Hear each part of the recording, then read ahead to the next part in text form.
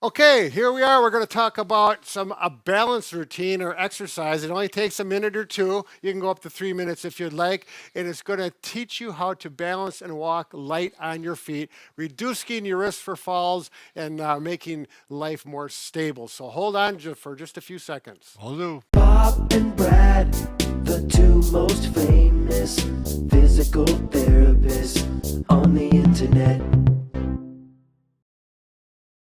All right, so this is how I'm going to work this. I'm going to explain why this is so important and how it can help you keep your balance when you're walking or prevent you from falling.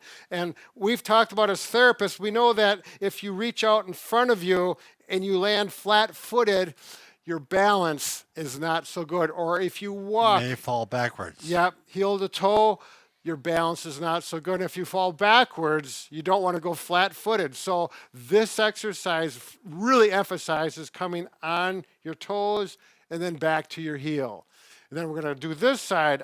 On the toe, you can see my foot is up. Then I'm going to go on my heel, and we're shifting weight. So that's important as we work balance. And we're going to work shifting backwards because that's the direction a lot of people oftentimes fall. So this teaches you to support yourself and catch your balance while in a safe, real, functional movement. So we're going to start with this, and both Bob and I are going to show you this, and it'll carry on. And you know, some people are really going to like it, and some people are going to say, it's not for me, but give it a go.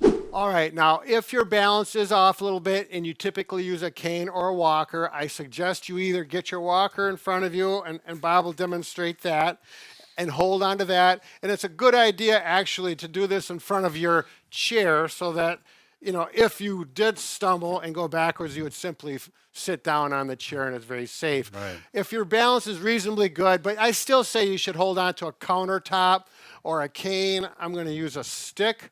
Until Safety comes first. Yep, safety. You don't want to fall doing a Right. balance exercise Right. for sure. Worst thing. Right.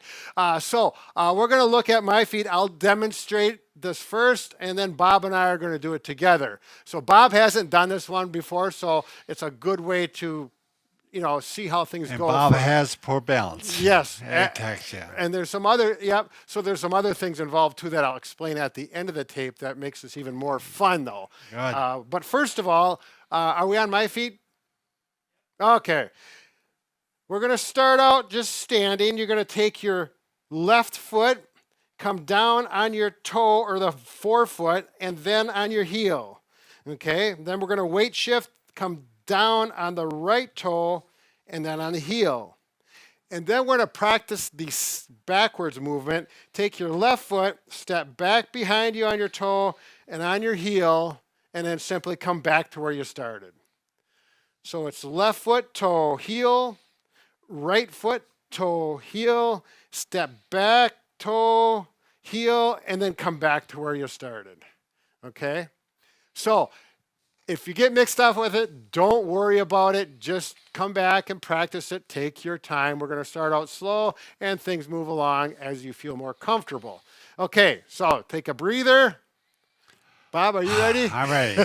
So we've got some blue marks on the ground, so you have a visual. Bob has a visual. You could do this. Maybe you have a floor that have spots on it, or put a piece of tape down. This is where the first foot goes. This is where the second foot goes, and then stepping behind you, you just put it back wherever you're comfortable. There's some blue tape there, but don't worry about that. That's just there for reference. Okay, so we're standing flat on our feet. We've got holding onto the cupboard, the walker, your stick.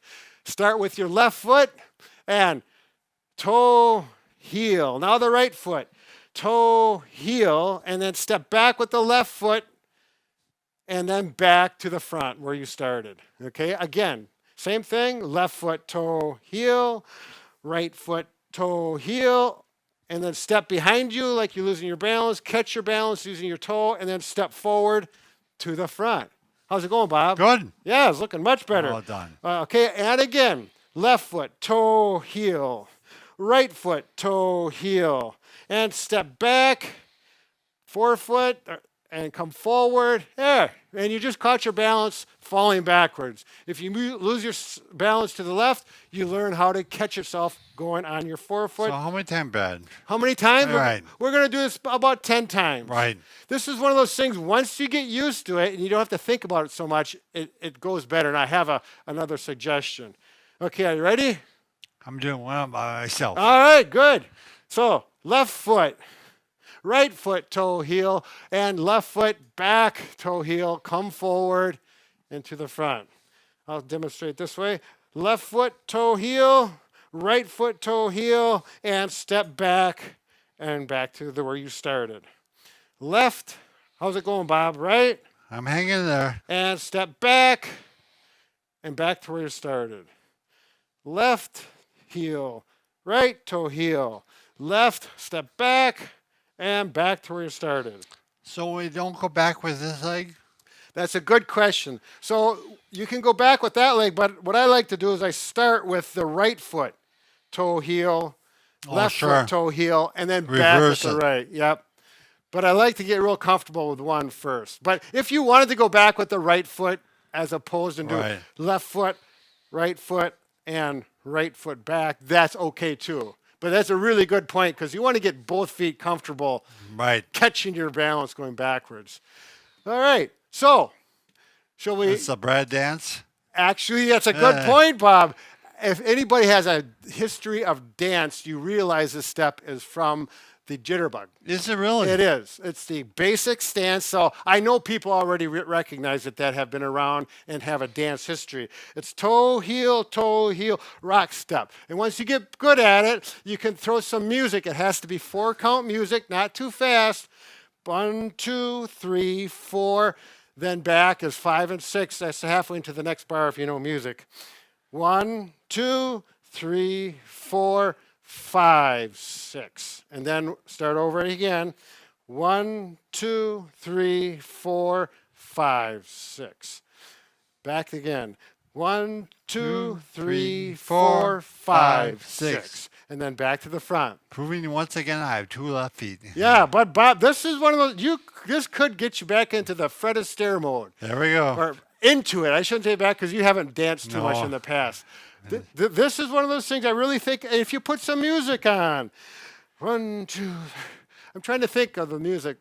My daughter and I are going to use this On her wedding. on her wedding day. Oh, Yeah, we're fun. going to the brown-eyed girl. She's a brown-eyed girl, and we're going to do this one.